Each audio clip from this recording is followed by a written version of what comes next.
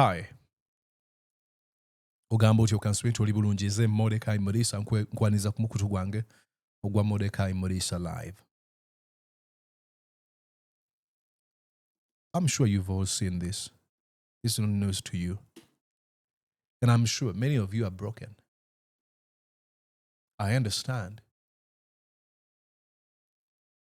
It is just human to get heartbroken, to see all these things and you break, to feel depressed, oppressed, to lose hope. All these are human.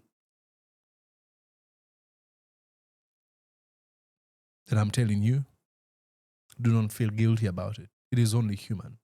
Okumenyeka kya bulijjo.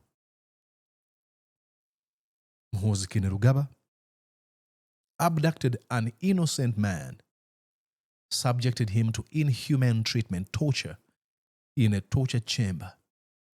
And he's on social media happy about it. This is a very sick man that we should feel sad for. Musajja mulwadde. See what he's done to our brother. A man that has committed no crime. He wants to prove a point by torturing this man. He cut off his beard. I mean, I'll show you.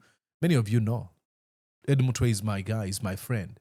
This is a post I posted on my YouTube recently. I think 3 days ago. I was with him in Chicago. This is Hillary Taylor. I think I posted another video with him. This is how he looked, and this is right here. Again with him. Talina buzibu musajja wattu. Free. A flamboyant, exuberant, happy. A true definition of what they call a free soul. Muhoozi ayagala okukakaswa amaanyi. He wants to prove a point. He says, let me abduct this one and torture him. Cut off his beard, beat him to pulp, and post about it on social media. Happy about it. He says, this is when he was urinating, by the way. This is the commander of our defense forces. Referring to an innocent civilian, I beat him up and he was urinating. And says, oh, learning runyankole. He's happy.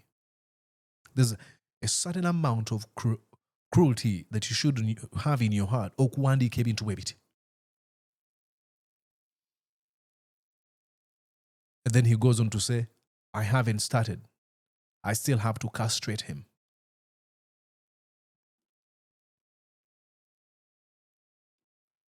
And by the way, he's not joking. Because they've done worse than that. This regime is worse than what he's talking about. He went on to say, I'm hunting a coward called Kabobi. You're not hunting him. He's going to have a press conference. You cannot arrest him. Museveni's son confirms that our brother, Eddy Mutwe, is being detained in his basement, learning Nyankole. And Bobi Wine rightly so says, time will tell. And then he retreats it and says, correct, Kabobi, what will you do about it? Coward. That's his cold projection. You're a coward, Muhoozi. Brave folks don't do stuff like this. You don't abduct people and hide them somewhere and then have like 20 people torturing one man. Those are only done by cowards. And that's who you are. But why are you doing this? To prove a point? At least if you want to prove a point, Bobi Wine challenged you to a boxing match. He went on to say, the beards were first thing the boys removed after he finished crying and urinating. Imagine this. Yet asobola kukikola. He says, oh, the boys did it for me. How about you go and do it yourself? Do it yourself. And then you can then let us know how cruel you are. You don't have to even delegate people to do dirty work for you. Do it. If you see Eddie's head now, he looks like an egg, totally clean. That is after cutting off his hair. Eddy started crying as soon as the boys grabbed him. His Runyankore is improving these days. Ayogera, how he's been tortured. Says, Kabobi, is our boxing match still on? He says, please, name a place and time. I cannot release Eddy now. It will be unfair to me and him. He's learning Runyankore and we are both training for Kabobi.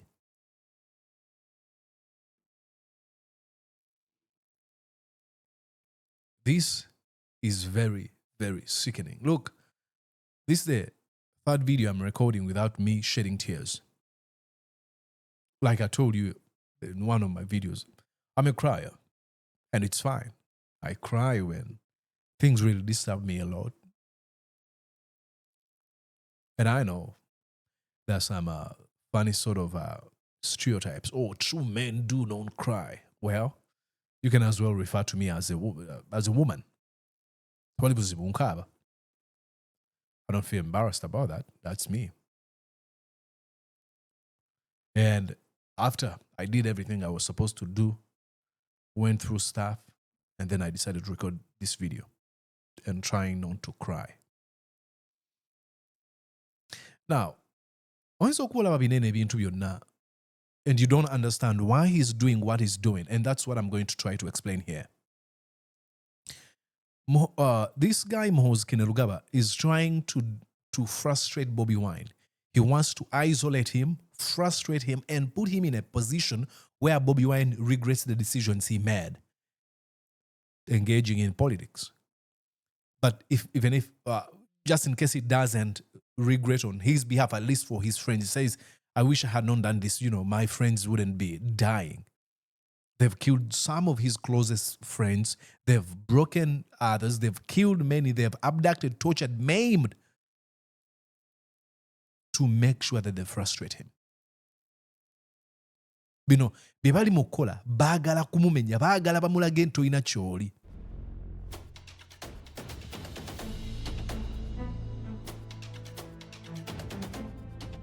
Remember, these people think, they always say that they're so strong. But if strength is only exhibited or manifested in situations where you control 90% of the rules of the game, then that's not a fair game.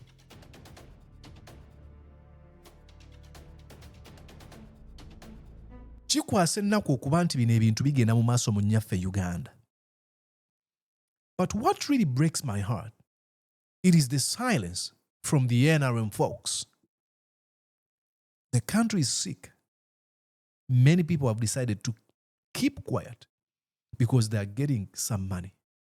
The country is dying. Abantu bagenda kuzuukuka ddi bategeere nti no ggwanga lyabwe. How should we speak to them? What language? This is the point where people resign. This is the point where you say, as a result of what I've seen, I am quitting. I am going into exile to oppose the regime. I am joining the opposition. This is the time. We have folks who are in the military. They're behind Museveni. They said the reason as why they went to the bush to fight Obote ne Tito Okello Lutwa. Kubanga Tito Okello Lutwa bino bye yali akola. Why are you quiet now?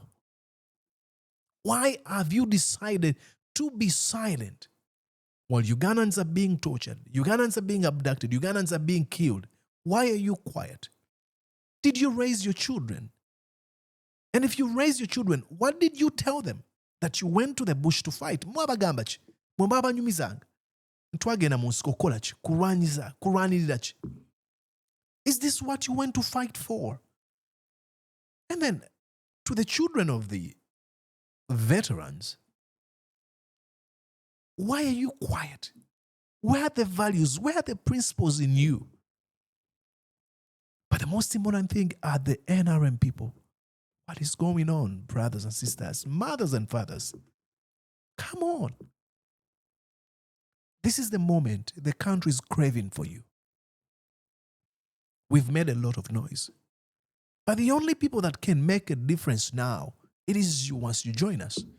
Isolate Museveni and his son. Stand with us. We need your help. Ministers in Museveni government, we need you. We need you. Isolate this man. This is extremely wrong. It cannot go on like this. It is wrong. And to stay quiet because you're earning money, because you're in parliament, because you're a minister. People are being abducted, tortured, and killed, and you won't say anything because you're getting money. No.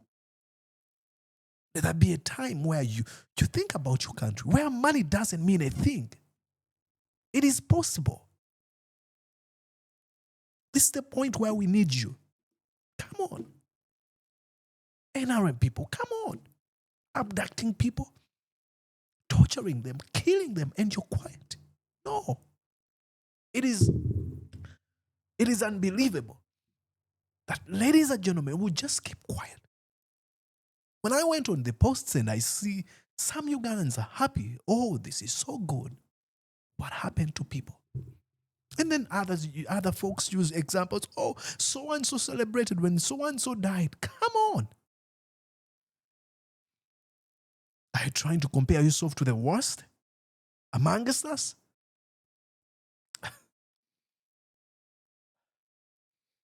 I'm so sorry. Shouldn't be doing this. This is the video by Yakumekeno. I've been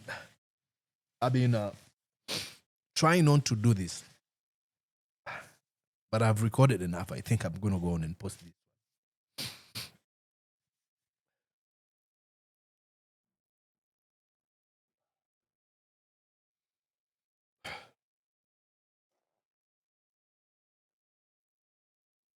But this is the time I think we should see some people from the NRM.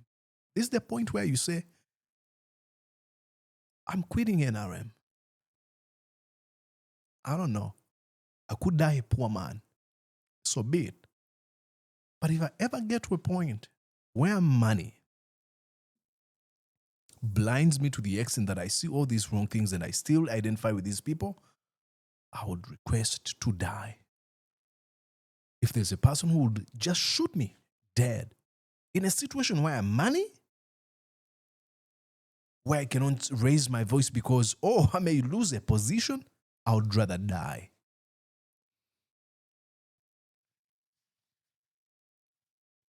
Kano ke kaseera wetusabira abantu abali mu NRM, military officers. You swore an oath to protect people. Police officer, to keep law and order. How does it feel when someone is breaking your law, the law, and you have to come out and defend this person? How does it feel?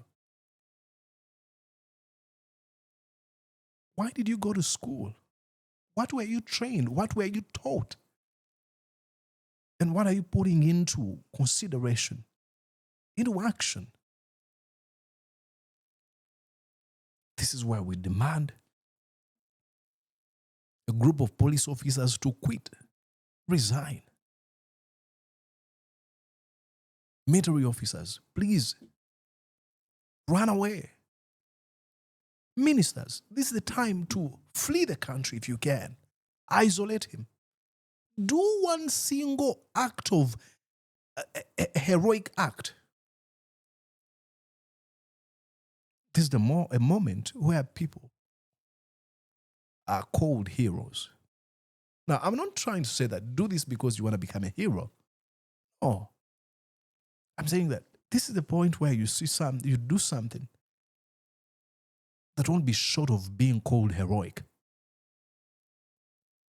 And I understand, for some reason, politics is driven on human ego. People want to make a name for themselves. This is the point. That's your thing. You can make a name for yourself by resigning, by calling out the regime. This is wrong in and of itself. Children of fighters, they won't say anything because they are attending Harvard, Columbia, Yale, and whatever, the best schools. They are living the best lives. Is that really the best life? When people who are like you do not have an opportunity to enjoy the privileges you enjoy. Is that really life? When you can't even raise your voice. Please, please, please. But alternatively, if you want, this is coming to an end. It is coming to an end because Martin Luther King Jr. is right. The arc of moral universe is long, but it bends towards justice. Change takes a long time, but it eventually happens. Yes, it does. Oh, yes, it will. Change is coming, whether you want it or not.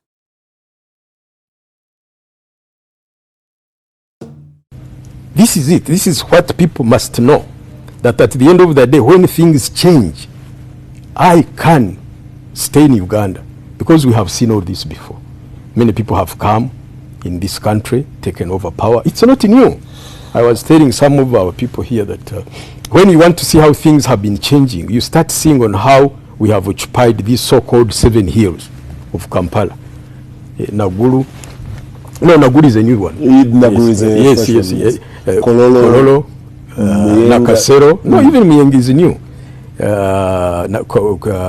Bugolobi, Nakasero, Kololo, Mbuya, those. The original. The original. After every struggle, new inhabitants from a different region come. Yes, you remind me. It's a very used to be scenario. occupied by a specific ethnic group. Absolutely. We can be very specific because you see before the attack of on the Sekaba Kamtesa's palace, it were the British, the Indians, and the affluent Uganda who were in. Then when Obote attacked Mutesa's palace, then things changed now. Now the people of the north now occupied Kololo and those other hills. And when Idi Amin overthrew, and Gorobi by the way, and so on, and Mbuya and so on. When Idi Amin overthrew Obote, then people from West Nile now, they came and occupied that.